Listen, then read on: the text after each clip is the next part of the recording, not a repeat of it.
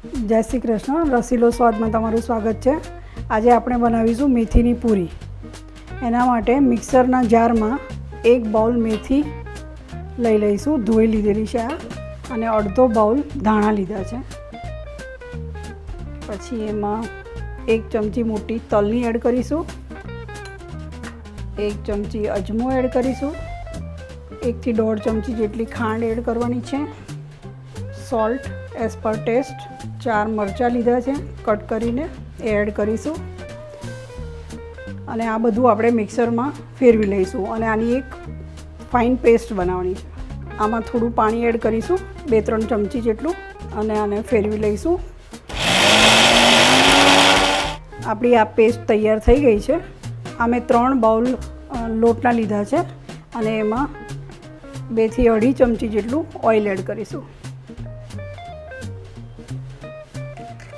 હવે આ green paste આપણે એડ કરી દઈશું અને આ પેસ્ટથી જ લોટ બાંધવાનો છે. બીજું પાણીની જરૂર પડે તો જ 1-2 ચમચી એડ કરવાનું, નહીં તો પાણી એડ નહીં કરવાનું. અને પૂરી જેવો કઠણ લોટ બાંધવાનો છે. હવે આપણો લોટ બંધાઈને તૈયાર થઈ ગયો છે. આવો કઠણ લોટ રાખવાનો છે. અડધી ચમચી તેલ નાખીને એને કેળવી લઈશું. પછી એના ગુલ્લા કરી અને આપણે મેથીની પૂરી તળી લઈશું. આપણે તેલ ગરમ કરવા મૂકી દીધું છે અને ત્યાં સુધી આપણે ગુલ્લા કરી લઈશું.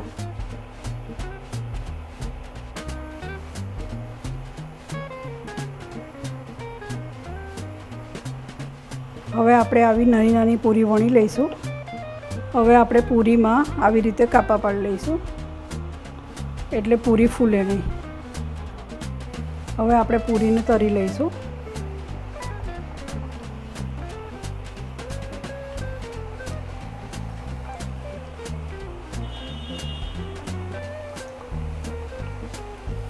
અને એકવાર ઉલટાવી લઈશું.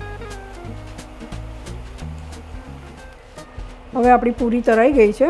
આપણે એને પ્લેટમાં કાઢી લઈશું.